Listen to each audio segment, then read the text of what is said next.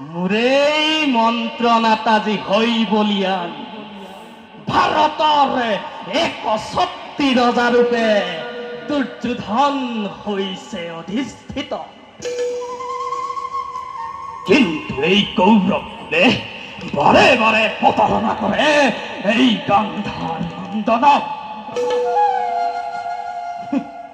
কৌৰৱৰ প্ৰতাৰণাৰ জীৱন্ত সাক্ষী এই সুবল নন্দন।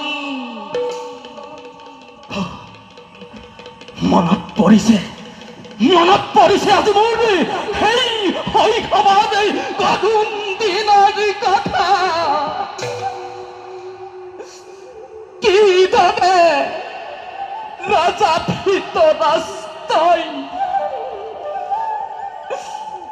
নিৰ্যাতন কৰিছিল মোৰ সত ভাতৃ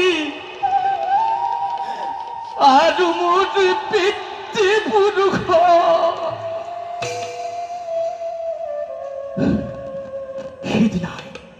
সিদিনাই মই মনে মনে কৰিছিলো প্ৰতিজ্ঞা।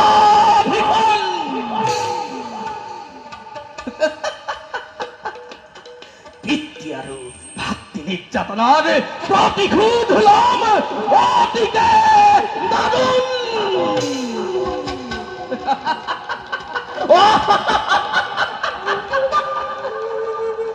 প্ৰতাৰণা, নিৰ্যাতন, দুৰ্যোধন,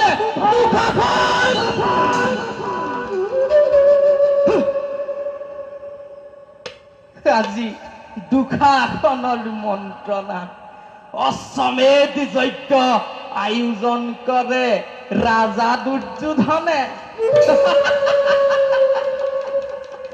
তহঁতৰ যজ্ঞ কদাপিতো সফল হবলৈ নিদিয়েই সুবল নন্দনে।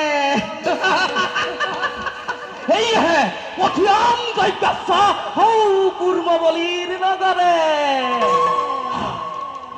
প্ৰচণ্ড প্ৰতাপী ৰজা কুৰ্মবলী আৰু সেনাপতি কালভদ্ৰৰ বিক্ৰমত ধূলিসাৎ হব তহঁতৰ স্বপ্ন।